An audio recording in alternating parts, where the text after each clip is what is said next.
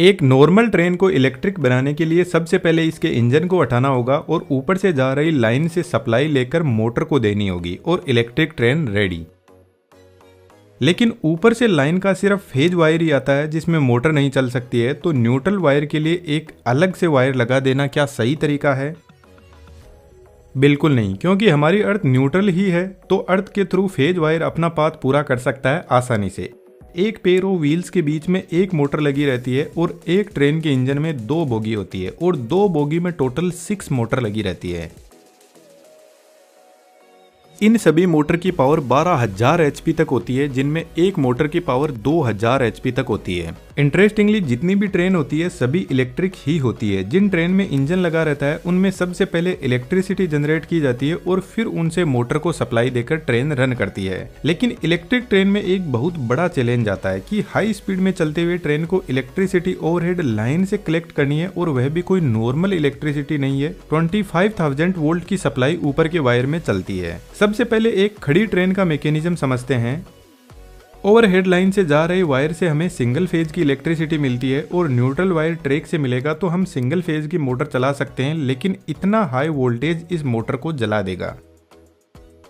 इसलिए ट्रेन के अंदर सिंगल फेज ट्रांसफार्मर लगा रहता है जो 25,000 वोल्ट को 600 वोल्ट टू 3,000 वोल्ट तक डाउन कर देगा। इस ट्रांसफार्मर में 2 वाइंडिंग होती है, प्राइमरी और सेकेंडरी वाइंडिंग, और एक थर्ड वाइंडिंग और होती है जो पीछे की पूरी ट्रेन में इलेक्ट्रिसिटी सप्लाई करने के लिए वोल्टेज को 120 वोल्ट तक डाउन कर देती है। ट्रांसफार्मर की वर्किंग को आप इस वीडियो से समझ सकते हो। अब मोटर को सप्लाई ट्रांसफार्मर कर रहा है, तो न्यूट्रल वायर को ट्रांसफार्मर से कनेक्ट करते हैं। न्यूट्रल वायर के लिए व्हील पर लगे हुए एक्सियल कार्बन बार से कनेक्ट किया जाता है, जो वोल्टेज को व्हील से होते हुए न्यूट्रल पाथ प्रोवाइड करवाएगा।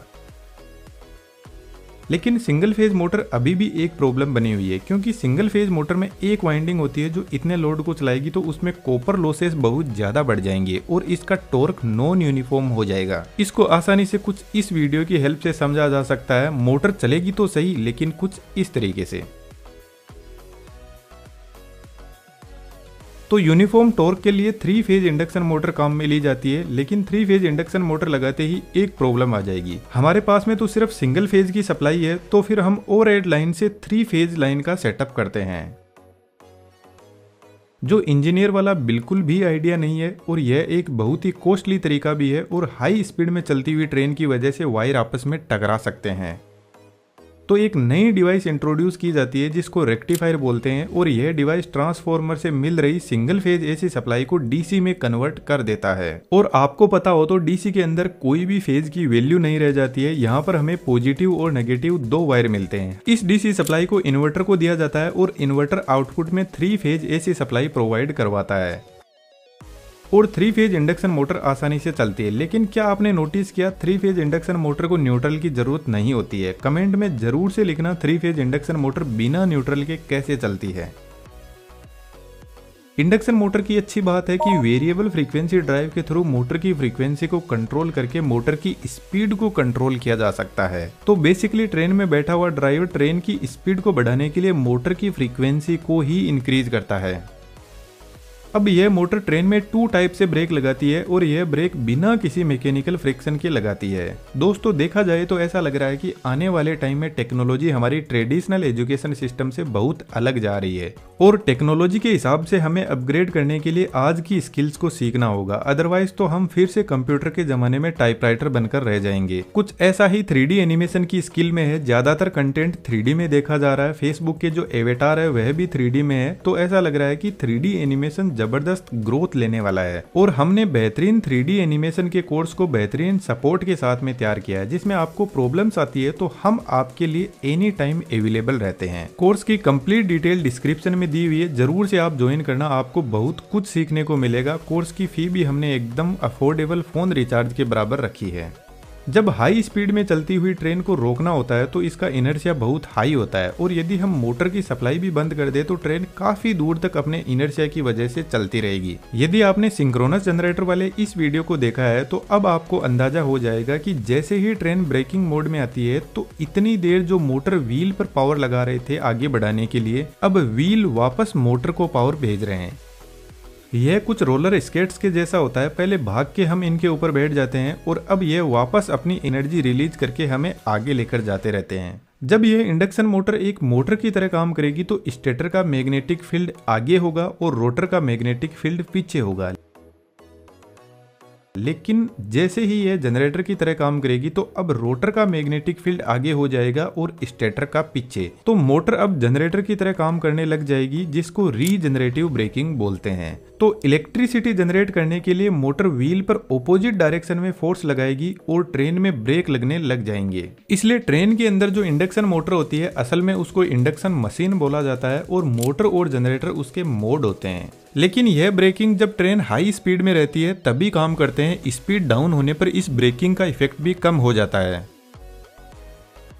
एक दूसरा और जबरदस्त तरीका है, 3 फेज इंडक्शन मोटर में RYB 3 फेज होते हैं। यदि इस फेज सीक्वेंस को हम RBY बदल दें तो इतनी देर मोटर फॉरवर्ड डायरेक्शन में ट्रेन को चला रही थी और फेज सीक्वेंस बदलते ही मोटर की डायरेक्शन बदल जाएगी, यानी मोटर अब रिवर्स डायरेक्शन में घूमने की कोशिश करेगी और जितना फोर्स मोटर आगे बढ़ाने के लिए लगा रही थी उतना ही अब पीछे बढ़ाने के लिए लगाएगी। तो यह ब्रेकिंग काफी पावरफुल होती है और ट्रेन को जल्दी रोकने की कोशिश करती है। लेकिन सबसे इंपॉर्टेंट बात, जब ट्रेन की स्पीड 0 होती है और मोटर की सप्लाई को बंद नहीं किया गया तो ट्रेन उतनी ही स्पीड में पीछे की तरफ चलने लग जाएगी।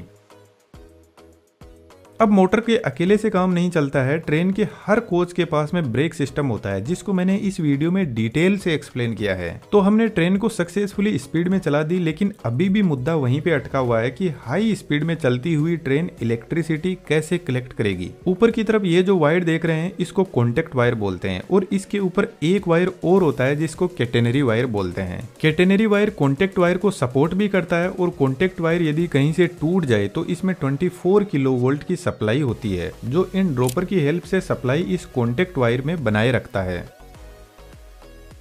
इस कॉन्टेक्ट वायर से ट्रेन अपना कनेक्शन बनाने के लिए एक मैकेनिज्म का यूज करती है जिसको पेंटोग्राफ बोलते हैं। पेंटोग्राफ स्प्रिंग लोडेड भी होता है और इसमें न्यूमेटिक सिस्टम होता है जो एयर प्रेशर के थ्रू अपनी हाइट को एडजस्ट करता रहता है। क्योंकि कॉन्टेक्ट वायर एक तो इक्वल हाइट पे नहीं रहता है और दूसरा रीजन, जब ट्रेन किसी टनल में से गुजरती है तो कम स्पेस होने की वजह से कॉन्टेक्ट वायर ट्रेन के काफी पास में आ जाता है, जिसकी वजह से पेंटोग्राफ अपनी हाइट को एडजस्ट करके कॉन्टेक्ट वायर से अपना कनेक्शन बनाए रखता है। लेकिन यदि आपने नोटिस किया हो तो हाई स्पीड में चलती हुई ट्रेन में बिल्कुल स्पार्किंग नहीं होती है। उसके पीछे रीजन यह है कि पेंटोग्राफ का जो अपर सरफेस होता है वहां पर ग्रेफाइट की कोटिंग की जाती है। इस ग्रेफाइट की कोटिंग के 2 फायदे हैं। फर्स्ट, जिस तरीके से ऑयल एक लुब्रिकेंट का काम करता है और फ्रिक्शन को कम करता है, उसी तरीके से ग्रेफाइट एक सॉलिड लुब्रिकेंट होता है जो स्पार्किंग को कम करता है। सेकंड, कॉन्टेक्ट वायर कॉपर का बना होता है, तो हम यह चाहते हैं कि कॉन्टेक्ट वायर फ्रिक्शन की वजह से नहीं घिसना चाहिए, क्योंकि इसको बदलना बहुत भारी काम होता है और बार बार इसको बदलना कॉस्टली भी बना देता है। इसलिए फ्रिक्शन की वजह से ग्रेफाइट ही घिसता रहता है और जरूरत पड़ने पर इसी को बदलते रहते हैं। अब बात ऐसी है कि जो कमजोर होता है उसी को झुकना पड़ता है।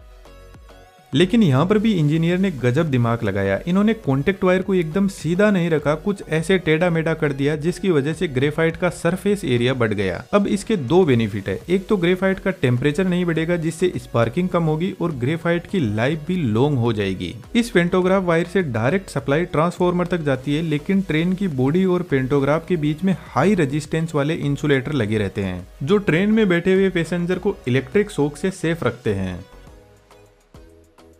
उम्मीद करता हूं दोस्तों वीडियो आपको अच्छा लगा होगा। हमारे बेहतरीन 3D एनिमेशन के कोर्स को जरूर से चेकआउट कीजिएगा, डिस्क्रिप्शन में डिटेल्स अवेलेबल है। Thank you.